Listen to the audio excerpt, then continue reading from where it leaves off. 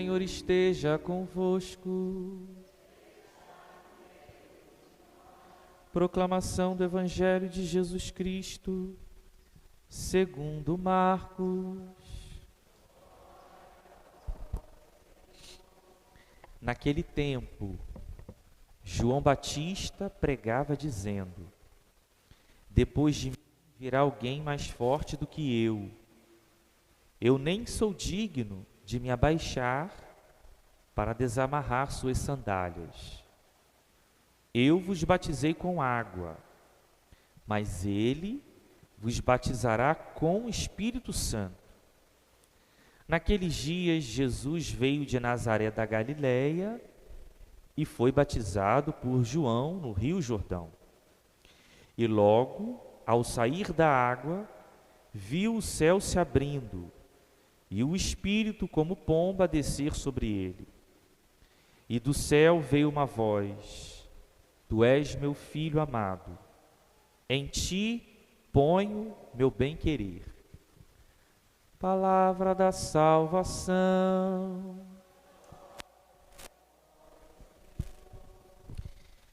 Pelas palavras do Santo Evangelho, sejam perdoados os nossos pecados.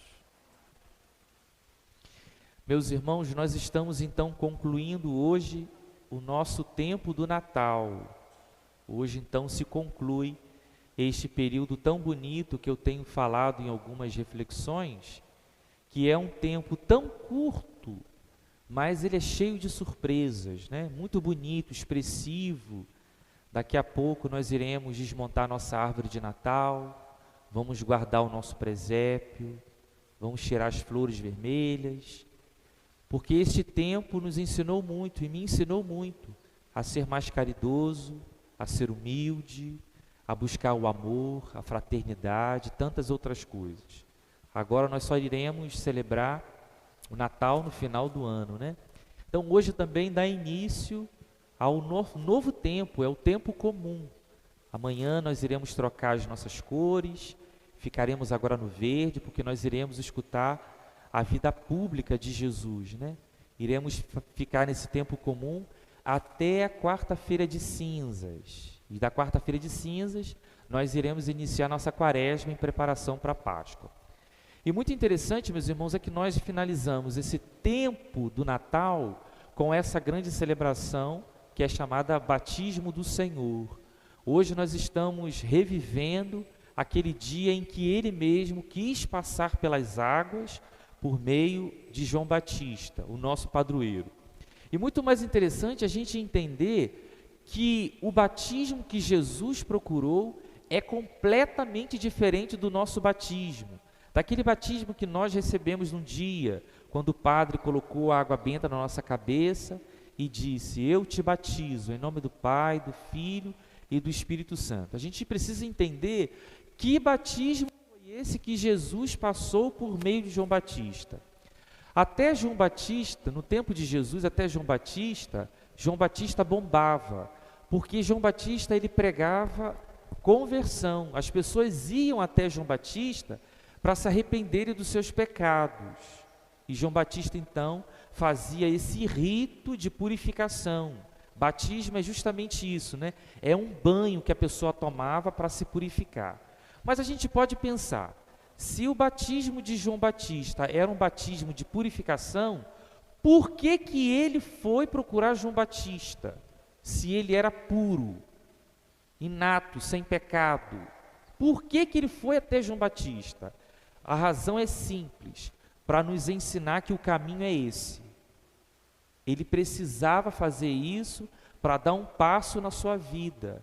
Até os 30 anos de idade, Jesus ele ficou oculto. E ele precisava fazer isso para que outros também pudessem fazer a mesma coisa. Só que o fato dele passar pelas águas, ele santifica as águas. Até no nosso batismo de hoje, há um rito que eu, o padre ou o diácono, quando a gente vai abençoar a água batismal, a gente tem que tocar na água. O nosso ministério sacerdotal, que veio de Jesus, ele também toca na água, assim como ele também santificou a água, né? E eu fiquei pensando hoje, depois de ter refletido toda essa teologia, O que esse batismo de Jesus pode nos ajudar hoje, no nosso batismo, no nosso ministério, nessa graça que nós recebemos? A primeira palavra que Deus colocava no meu coração para partilhar com vocês era que o batismo de Jesus e o nosso batismo nos dá uma identificação. Aqui nós somos identificados como cristãos. Aqui não tem flamenguista, desculpa, tá? Aqui não tem vascaíno, botafoguense, aqui não tem gordo, nem magro, nem alto, nem bonito, nem feio. Todo mundo, nós somos a mesma coisa, somos cristãos. E aí a gente tem que pensar, será que realmente eu estou vivendo como cristão ou como pagão? Ser cristão, meus irmãos, é algo muito sério, muito sério. Parece que as pessoas estão brincando de ser cristão. Vou dar um exemplo que acontece aqui no nosso âmbito eclesial. Hoje pela manhã eu estava chegando e tinha muita gente aqui esperando para chegar, para entrar na igreja, porque não colocou o nome. E muita gente reclamando, falando mal da igreja e do padre. Tenta só você ir agora lá falar com o médico, para ver se você vai conseguir. Faz um barraco lá no hospital, para ver se ele vai te atender. Vai no fórum só para você querer falar com o juiz. Parece que essa pandemia colocou o cristão à prova mesmo, né? Quem é católico sabe que tem que agendar a missa. Tem que fazer isso, essa experiência. E quanta gente só reclama. Vou dar um outro exemplo que aconteceu por esses dias. Nós, padres, estamos salvaguardando a figura da mulher, porque aqui é um espaço muito amplo e eu consigo ver muitas coisas. Então foi publicado na internet um post, uma figura, dizendo para as mulheres tomarem cuidado com a sua vestimenta, né? Não somente aqui, mas também lá fora. As mulheres estão se vestindo como umas e outras. O que choveu de comentário metendo pau na igreja? Católicos. Falando mal da igreja. Falando mal da gente. Isso é papel de cristão? É papel de um bom católico? Não serve para nada. Tem gente que não serve para nada. Eu fico observando assim, meu Deus, quantos cristãos que não ainda tomou ciência e consciência de que nós somos diferentes. Agora é interessante entender o porquê que nós nos tornamos cristãos.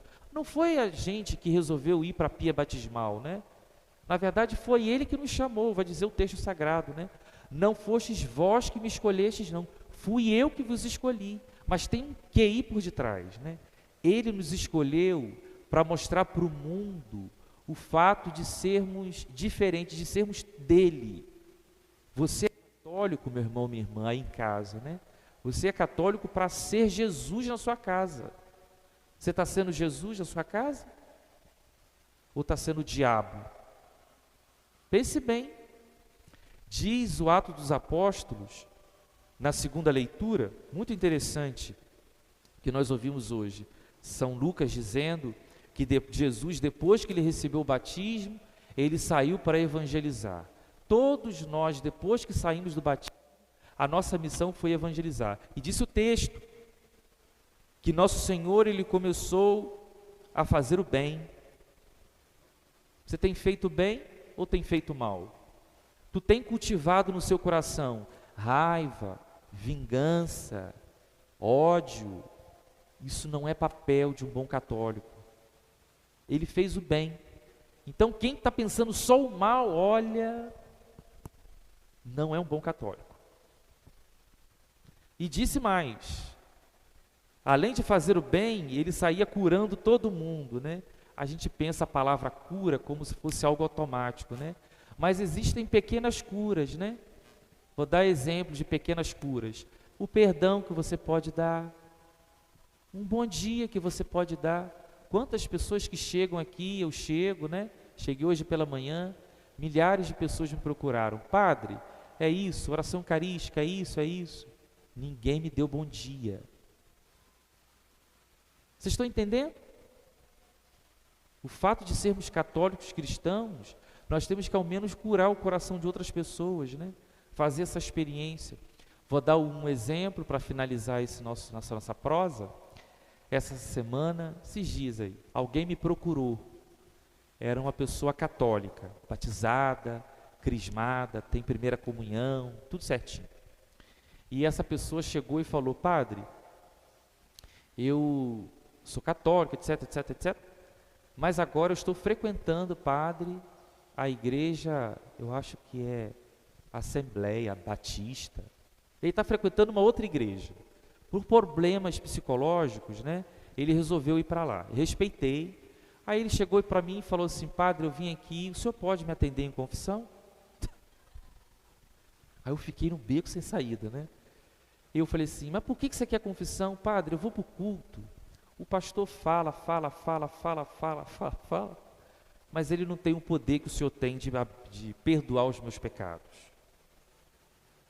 Eu fiquei calado, fiquei pensando, confesso ou não confesso, atendo ou não atendo. E ele começou a falar para mim a importância do sacramento da penitência na vida dele. Uma pessoa que está lá me procurou.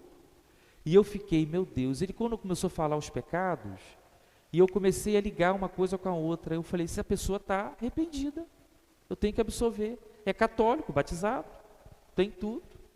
Eu fui, né, absolvi aquela pessoa, eu quase dei uma penitência para ele rezar uma Ave Maria. Mas eu pensei bem, eu pensei: vai rezar um Pai Nosso. E eu disse para ele: você precisa procurar o seu pastor, porque você não pode ficar nessa vida dupla, né? Ele falou assim: padre, eu sei onde está a verdade. E eu vou voltar mais vezes. Eu fiquei impactado com esse testemunho, porque me chamou muita atenção um cristão que me procurou, católico, né? Que ele é batizado na igreja católica. Isso me chamou muita atenção para também valorizarmos, meus irmãos, o que nós temos hoje. O fato de sermos católicos, de querer fazer o bem, de querer a ajuda, a caridade, entre outras coisas, né? Essa liturgia de hoje, ela é muito bonita, que permite a gente renovar as promessas do nosso batismo, né? Quando nós passamos pelas águas, nós prometemos ao Senhor algumas coisas, né? Então a igreja hoje convida a gente a fazer essa renovação. Eu pedi aos senhores, eu não sei se vocês trouxeram velas. Alguém aqui não trouxe vela? Os esquecidos, né? Isso, a gente vai distribuir a vocês algumas velas. Eu vou abençoar essas velas. E logo da bênção eu também pedi para trazerem água. Vocês trouxeram água? Isso, garrafinha de água. Para a gente abençoar a água também, né? São dois sinais sacramentais muito eficazes na nossa vida, né? A vela e a água, que simbolizam também vida para cada um de nós. Então nós vamos ficar em pé, vou pedir para as meninas da liturgia distribuírem velas para quem não tem. Enquanto isso a gente vai cantando.